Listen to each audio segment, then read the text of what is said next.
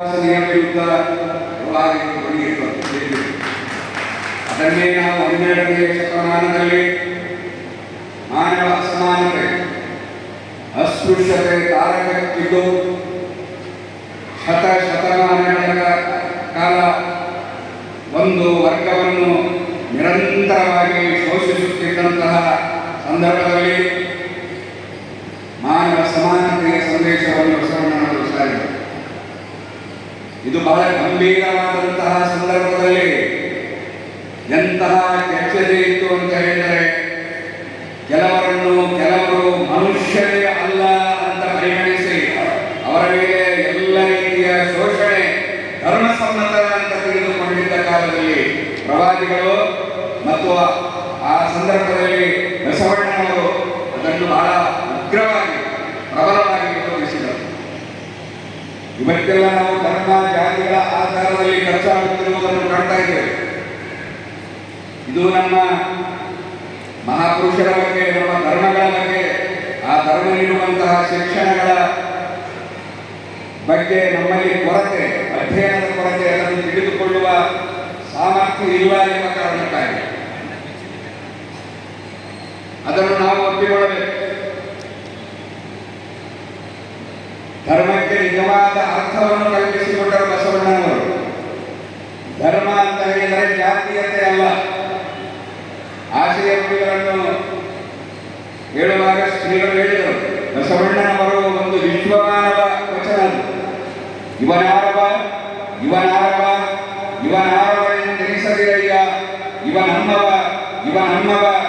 ಇವನಮ್ಮವನೆಂದೆನಿಸಯ್ಯ, ನಿಮ್ಮ ಮನೆಯ ಮಗನೆಂದೆನಿಸಯ್ಯ ಕೂಡಲ ಸಂಗಮ ದೇವ. ಅಷ್ಟು ಮಾತ್ರವಲ್ಲ, ಇಂತಹ ಒಂದು ವಿಶಾಲವಾದ ಕಲ್ಪನೆ ನಿನ್ನ ಹೃದಯದಲ್ಲಿದೆ ಅಂತ ಹೇಳಿದರೆ ನಿನ್ನ ಹೃದಯದಲ್ಲಿ ಧರ್ಮ ಪರಿಪೂರ್ಣವಾಗಿ ತಳಬೂರಿದೆ ಅಂತ ಅರ್ಥ. ಜಾತೀಯತೆಗೆ ಅವಕಾಶ ಇದೆ ಬಸವ ತತ್ವದಲ್ಲಿ. ಇಸ್ಲಾಮಿನಲ್ಲಿ ಜಾತೀಯತೆಗೆ ಅವಕಾಶವಿಲ್ಲ. ಆದರೆ ಮುಸ್ಲಿಂ ಕೋಮುವಾದಿಗಳು ಹುಟ್ಟಿಕೊಳ್ಳುತ್ತಿರುವುದನ್ನು ನಾವು ನೋಡ್ತಾ ಇದ್ದೇವೆ. ಏನಿದರ ಅರ್ಥ? ಯಾವುದು ನಮ್ಮ ಮನಸ್ಸಿನಲ್ಲಿ ಇಲ್ಲವೋ ಅದನ್ನು ಬಾಯಿಯಿಂದ ಮಾತನಾಡುವುದಾದರೆ ಅದರ ವಿರುದ್ಧ ಅದು ಕಪಟತೆ ಅಲ್ಲದೆ ಮತ್ತಿನ್ನಾವುದು ಆಗಲಿಕ್ಕೆ ಸಾಧ್ಯವಿಲ್ಲ. ಧರ್ಮ ಅಂತ ಹೇಳಿದರೆ ನೀನಾಡುವ ಮಾತಿಗೂ ಮತ್ತು ನಿನ್ನ ಕೃತಿಗೂ ಯಾವುದೇ ಅಂತರವಿರಬಾರದು ಎನ್ನುವಂತಹದ್ದು. ಆ ಅಂತರವೇ ಇವತ್ತು ಜಗತ್ತನ್ನು, ವಿಶೇಷವಾಗಿ ನಮ್ಮ ದೇಶವನ್ನು ಜಾತಿಗಳ ಆಧಾರದಲ್ಲಿ, ಕುಲಗಳ ಆಧಾರದಲ್ಲಿ, ಧರ್ಮಗಳ ಆಧಾರದಲ್ಲಿ ತುಂಡಾಗುತ್ತಿರುವುದನ್ನು ನಾವು ಕಾಣ್ತಾ ಇದ್ದೇವೆ. ಎಲ್ಲ ಶರಣರು, ಎಲ್ಲ ಪ್ರವಾದಿಗಳು ಅದೇ ಧರ್ಮದ ದಾರದಲ್ಲಿ ಒಂದಾಗಿ ಬದುಕುವಂತೆ ಪ್ರಯತ್ನಿಸಿದರು. ನಾವು ಅದೇ ಧರ್ಮದ ದಾರವನ್ನು ತುಂಡಾಗಿ ಮಾಡ್ತಾ ಇದ್ದೇವೆ. ಕಾರಣ ನಾವು ಧರ್ಮವನ್ನು ಸರಿಯಾಗಿ ಅರ್ಥ ಮಾಡಿಕೊಳ್ಳಲಿಲ್ಲ. ಮಾನವ ಸಮಾನತೆಯ ಬಗ್ಗೆ ಮಾತನಾಡಿದರು. ಯಾರನ್ನೂ ಇವಾಗ ಪರ ಅಂತ ನೀವು ಭಾವಿಸಬೇಡ. ನೈತಿಕತೆಯ ಬಗ್ಗೆ ಮಾತನಾಡಿದರು. ಇವತ್ತು ನೈತಿಕತೆ ಯಾವ ಕ್ಷೇತ್ರದಲ್ಲಿ ಉಳಿದುಕೊಂಡಿದೆ? ಇಡೀ ವಿಶ್ವಕ್ಕೆ ಧರ್ಮದ ಜ್ಞಾನವನ್ನು, ನೈತಿಕತೆಯನ್ನು ಬೋಧಿಸಿದ ದೇಶದಲ್ಲಿ ಇವತ್ತು ಅನೈತಿಕತೆ, ಜಾತೀಯತೆ ತಾಂಡವವಾಡುತ್ತಿರುವುದನ್ನು ನಾವು ನೋಡ್ತಾ ಇದ್ದೇವೆ. ಈ ಸಂದರ್ಭ ಬಸವಣ್ಣನ ಕಾಲದಲ್ಲೂ ಇತ್ತು. ಅದಕ್ಕೆ ಅವರು ಹೇಳಿದ್ದು, ಅನ್ಯಾಯದ ವಿರುದ್ಧ, ಅಕ್ರಮದ ವಿರುದ್ಧ ಹೋರಾಡುತ್ತಾ ನನಗೆ ಮರಣ ಬಂದರೆ ಅದುವೇ ನನ್ನ ಪಾಲಿಗೆ ಮಹಾನವಮಿ ಅಂತ ಹೇಳಿದರು. 6ನೇ ಶತಮಾನದಲ್ಲಿ ಪ್ರವಾದಿ ಮೊಹಮ್ಮದರು ಹೇಳಿದರು, ನೀವು ಸಮಾಜದಲ್ಲಿ ಒಂದು ಕೆಡುಕನ್ನು ಕಂಡರೆ ಕೈಯಿಂದ ತಡಿ, ಒಳಿತು ಪುಣ್ಯ ಅಂತ ಹೇಳಿದರೆ ಬರೀ ಮಸೀದಿಯಲ್ಲಿ, ದೇವಾಲಯದಲ್ಲಿ, ಮಂದಿರದಲ್ಲಿ ಪೂಜೆ ಸಲ್ಲಿಸುವುದು, ಆರಾಧನೆ ಮಾಡುವುದು ಇದು ಅಲ್ಲ. ಅನ್ಯಾಯದ ವಿರುದ್ಧ ಮಾತನಾಡುವುದು, ಅಧರ್ಮದ ವಿರುದ್ಧ ಮಾತನಾಡುವುದು. ಆ ಅಧರ್ಮಿ ನನ್ನ ಸಹೋದರನಾಗಿದ್ದರೂ ಚಿಂತೆ ಇಲ್ಲ, ಆ ಅಹಂಕಾರಿ ನನ್ನ ಮನೆತನದವನೇ ಆಗಿದ್ದರೂ ಚಿಂತೆ ಇಲ್ಲ. ಧರ್ಮ ಹೇಳುವಂತಹದ್ದು ಅನ್ಯಾಯದ ವಿರುದ್ಧ, ಕೆಡುಕಿನ ವಿರುದ್ಧ ಧ್ವನಿ ಎತ್ತಿ ಸಂಘಟಿಸಿ ಒಂದು ಉತ್ತಮವಾದ ಮಾನವ ಸಮಾಜದ ನಿರ್ಮಾಣಕ್ಕೆ ತಳಹದಿ ಹಾಕುವುದೇ ಅದು ನಿಜವಾದ ಧರ್ಮ ಅಂತ ಹೇಳಿತು. ಇವತ್ತು ನಾವು ಎಲ್ಲ ಅನ್ಯಾಯಗಳನ್ನು ಸಹಿಸಿಕೊಂಡು ಕೆಲವು ಪೂಜೆ ಪುನಸ್ಕಾರಗಳನ್ನು ಮಾಡಿಕೊಂಡು ನಾವು ಸುರಕ್ಷಿತರಿದ್ದೇವೆ, ಯಾರಿಗೆ ಏನಾದರಾಗಲಿ ನಮಗೇನು ಎನ್ನುವಂತಹ ಭಾವನೆ ಅದು ಧಾರ್ಮಿಕ ಭಾವನೆ ಆಗಲಿಕ್ಕೆ ಸಾಧ್ಯವಿಲ್ಲ. ಅದೊಂದು ಅಪ್ಪಟವಾದಂತಹ ಅಧಾರ್ಮಿಕತೆ. ಅದಕ್ಕೆ ಒಬ್ಬ ಚಿಂತಕ ಹೇಳುತ್ತಾನೆ, ಇವತ್ತಿನ ರಾಜಕೀಯ ವ್ಯವಸ್ಥೆಯನ್ನು ಕೂಡ ನಾವು ನೋಡ್ತಾ ಇದ್ದೇವೆ. ರಾಜಕೀಯ ಅಂತ ಹೇಳಿದ್ರೆ ಬಹಳ ಬಸವಣ್ಣನ ದೃಷ್ಟಿಯಲ್ಲಿ, ಪ್ರವಾದಿ ಮೊಹಮ್ಮದರ ದೃಷ್ಟಿಯಲ್ಲಿ ಬಹಳ ಪವಿತ್ರವಾದ ಕ್ಷೇತ್ರ. ಆದರೆ ಇವತ್ತು ಅದು ಮೌಲ್ಯಗಳಿಂದ ಬರಿದಾಗಿದೆ. ಅದು ಜನರನ್ನು ಒಂದುಗೂಡಿಸುವ ಕ್ಷೇತ್ರ, ಅದು ವಿಂಗಡಿಸುವುದರಲ್ಲಿ ನಿರಂತರವಾಗಿದೆ. ಇದನ್ನು ನೋಡಿ ಹೇಳಿರುವ ಚಿಂತಕ, ನೀವು ಮುಸಲ್ಮಾನರನ್ನು ಪ್ರೀತಿಸಿದರೆ ಅವರು ಮಾತ್ರ ನಿಮ್ಮನ್ನು ಪ್ರೀತಿಸುತ್ತಾರೆ, ನೀವು ಹಿಂದೂಗಳನ್ನು ಪ್ರೀತಿಸಿದರೆ ಅವರು ಮಾತ್ರ ನಿಮ್ಮನ್ನು ಪ್ರೀತಿಸುತ್ತಾರೆ, ಆದರೆ ನೀವು ಮನುಷ್ಯರನ್ನು ಪ್ರೀತಿಸಿದರೆ ಎಲ್ಲರೂ ನಿಮ್ಮನ್ನು ಪ್ರೀತಿಸುತ್ತಾರೆ ಎನ್ನುವಂತಹ ಆ ಮಾನವೀಯತೆಯ ನೆಲೆಗಟ್ಟಿನ ಮೇಲೆ ಒಡೆದು ಹೋದ ಮಾನವ ಮನಸ್ಸುಗಳನ್ನು ಒಂದುಗೂಡಿಸುವಂತಹ ಕೆಲಸ. ಅದಕ್ಕಾಗಿ ಬಸವಣ್ಣನವರ ಪ್ರಥಮ ಸಂದೇಶ ಅದು ಏಕದೇವೋಪಾಸನೆಯ ಸಂದೇಶವಾಗಿದೆ. ಪರಮ ಪತಿವ್ರತೆಗೆ ಗಂಡನೊಬ್ಬ, ನಂಬಿದ ಭಕ್ತನಿಗೆ ದೇವರೊಬ್ಬ, ಮತ್ತೊಂದಕ್ಕೆರಗಿದರೆ ವಿಮೂಖ ಕೈವನು, ಹಲವು ದೈವದ ಎಂಡಲು ತಿರುಗುವವನೇನೆಂದರೆ ಕೂಡಲ ಸಂಗಮ ದೇವ. ಇದನ್ನೇ 6ನೇ ಶತಮಾನದಲ್ಲಿ ಕುರ್ಆನ್ ಹೇಳಿತು. ಯಾ ಅಯ್ಯುಹನ್ನಾಸು ಅಬ್ದು ರಬ್ಬಕುಮ್ ಅಲ್ಲದೀ ಖಲಕಕುಮ್ ವಲ್ಲದೀನ ಮಿನ್ ಕಬ್ಲಿಕುಮ್ ಲಅಲ್ಲಕುಮ್ ತತ್ತಕೂನ್. ಹೇ ಮನುಷ್ಯರೇ, ನಿಮ್ಮಂತಹ ಮನುಷ್ಯರ ಮುಂದೆ ನೀವು ತಲೆಬಾಗಬೇಡಿ. ಶರಣರ ಮುಂದೆ ಅಲ್ಲ, ಪ್ರವಾದಿಗಳ ಮುಂದೆ ಅಲ್ಲ. ಎಲ್ಲ ಪ್ರವಾದಿಗಳನ್ನು, ಎಲ್ಲ ಮಹಾಪುರುಷರನ್ನು, ಇಡೀ ವಿಶ್ವವನ್ನು, ವಿಶ್ವದ ಎಲ್ಲ ಮನುಷ್ಯರನ್ನು, ಈ ವಿಶ್ವದಲ್ಲಿರುವ ಎಲ್ಲ ಚರಾಚರ ವಸ್ತುಗಳನ್ನು ಸೃಷ್ಟಿಸಿದಂತಹ ಆ ಏಕೈಕ ಸೃಷ್ಟಿಕರ್ತನಿಗೆ ನೀವು ಶರಣಾಗಿ. ಅಕ್ಕಮಹಾದೇವಿಯವರಿಗೆ ಕೇಳಲಾಯಿತು ದೇವರ ಬಗ್ಗೆ. ಎಂತಹ ಸುಂದರವಾದ ವ್ಯಾಖ್ಯಾನ. ಸಾವಿಲ್ಲದ, ರೂಹಿಲ್ಲದ, ಕೇಳಿಲ್ಲದ, ಕಡೆಯಿಲ್ಲದ, ಭಯವಿಲ್ಲದ, ಭವವಿಲ್ಲದ ನಿರ್ಭಯ ಚಲುವಂಗೆ ನಾಮಲಿದೆ, ಕುಲಸೀಮೆ ಇಲ್ಲದ ನಿಸ್ಸೀಮ ಚಲುವಂಗೆ ನಾಮಲಿದೆ ಎನ್ನುವಂತಹದ್ದು. ಅವನಿಗೆ ಕುಲವಿಲ್ಲ, ಅವನಿಗೆ ಸಂತಾನವಿಲ್ಲ, ಅವನಿಗೆ ಬಯಕೆಗಳಿಲ್ಲ, ಅವನಿಗೆ ಯಾವುದೇ ದೌರ್ಬಲ್ಯಗಳಿಲ್ಲ, ಅವನು ಯಾರನ್ನು ಆಶ್ರಯಿಸಿಲ್ಲ. ಕುಲ್ ಹೇಳಿರಿ, ಹುವಲ್ಲಾಹು ಅಹದ್, ಅವನು ಏಕೈಕನು. ಅಲ್ಲಾಹು ಸಮದ್, ಅವನು ಎಲ್ಲ ಬಯಕೆಗಳಿಂದ ನಿರಪೇಕ್ಷನಾಗಿದ್ದಾನೆ. ಅವನಿಗೆ ಉಣಿಸಬೇಕು, ಕೊಡಿಸಬೇಕು, ಖಂಡಿತ ಅದರ ಅಗತ್ಯ ಇಲ್ಲ. ಅವನಿಗೆ ನಿದ್ರೆಯಾಗಲಿ, ತೂಕಡಿಕೆಯಾಗಲಿ, ಕಾಮವಾಗಲಿ, ಕಾಮಿನಿಯಾಗಲಿ ಯಾರ ಅಗತ್ಯವೂ ಇಲ್ಲ. ಅವನಿಗೆ ಸಾವಿಲ್ಲ, ಅವನಿಗೆ ಮರಣವಿಲ್ಲ, ಅವನಿಗೆ ಆದಿ ಇಲ್ಲ, ಅವನಿಗೆ ಅಂತ್ಯವಿಲ್ಲ.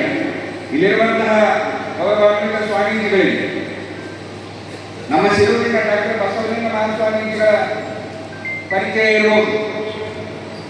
ದೇವರು ಯಾರು ಅಂತ ಹೇಳಿದರೆ ಅವರು ಹೇಳ್ತಾರೆ, ದೇವರು ಯಾರು ಅಂತ ಹೇಳಿದರೆ ಯಾವನಿಗೆ ಡೇಟ್ ಆಫ್ ಬರ್ತ್ ಇಲ್ಲವೋ ಅವನು ಮಾತ್ರ ದೇವರಾಗಲಿಕ್ಕೆ ಸಾಧ್ಯ.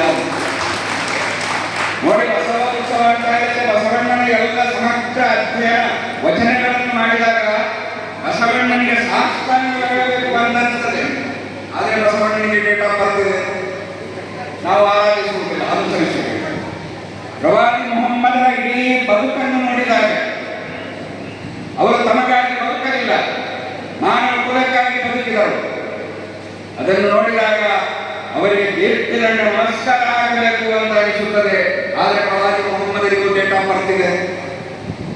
ಈ ಜಗತ್ತಿನಲ್ಲಿ ಯಾರಿಗೆಲ್ಲ ಡೇಟ್ ಆಫ್ ಬರ್ತ್ ಇದೆಯೋ ಆ ಪೈಕಿ ಯಾವ ದೇವರ ಸ್ಥಾನಕ್ಕೆ ತರಬಲಿಕ್ಕೆ ಸಾಧ್ಯವಿಲ್ಲ.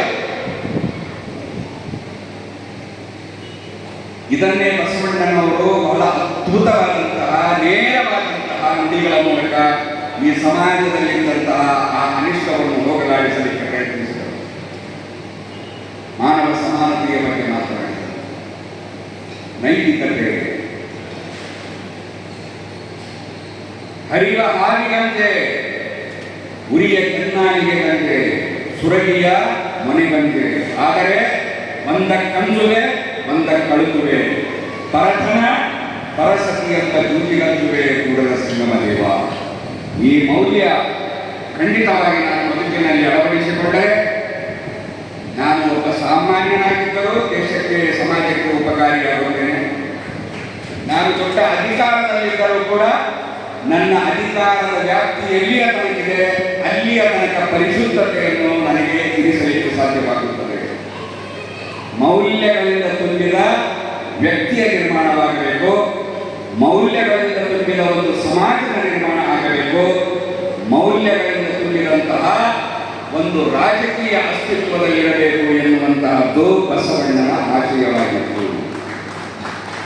ಅದಕ್ಕಾಗಿ ಬಸವಣ್ಣನ ಕುರಿತು ನಾವು ಯೋಚಿಸುವಾಗ ಸ್ಮರಿಸುತ್ತೇವೆ. ಯಾಕೆ? ಅಪಾರವಾದಂತಹ ಕೊಡುಗೆಗಳಿವೆ, ಅಪಾರವಾದಂತಹ ತ್ಯಾಗ ಮತ್ತು ಬಲಿದಾನಗಳಿವೆ.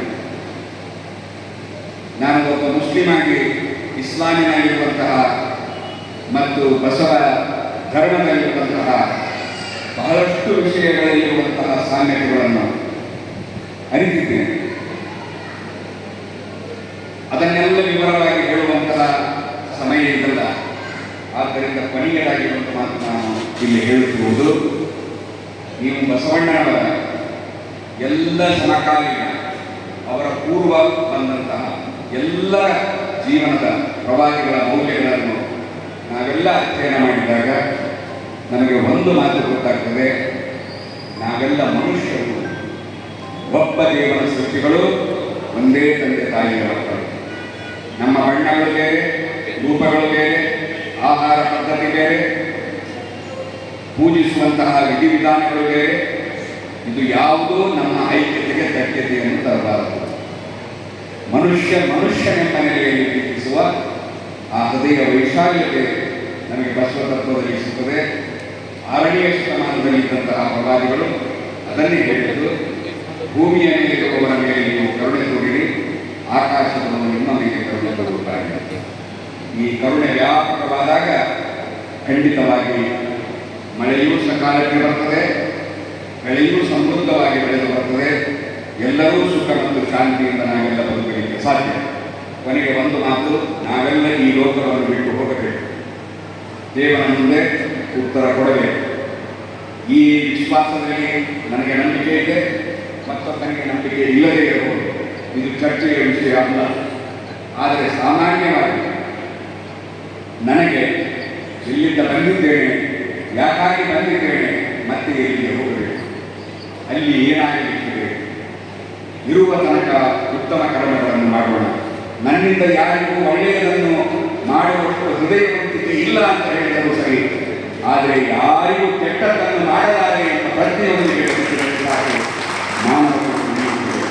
ನಾನೊಬ್ಬ ಹಿಂದೂ ಅಂತ ಹೇಳಿಕೊಳ್ಳುವುದಕ್ಕಿಂತ ಮುಂಚೆ, ನಾನು ಒಬ್ಬ ಮುಸ್ಲಿಂ ಅಂತ ಹೇಳಿಕೊಳ್ಳುವುದಕ್ಕಿಂತ ಮುಂಚೆ, ನಾನೊಬ್ಬ ಕ್ರೈಸ್ತ ಅಂತ ಹೇಳಿಕೊಳ್ಳುವುದಕ್ಕಿಂತ ಮುಂಚೆ, ನಾನೊಬ್ಬ ಮನುಷ್ಯ, ನಾನೊಬ್ಬ ಭಾರತೀಯ ಅಂತ ಹೇಳಿಕೊಳ್ಳಲಿಕ್ಕೆ ಸಾಧ್ಯವಾಗಬೇಕು. ಇದುವೇ ಬಸವ ತತ್ವದ ಹೃದಯ ವೈಶಾಲ್ಯತೆಯ ಸಂದೇಶ.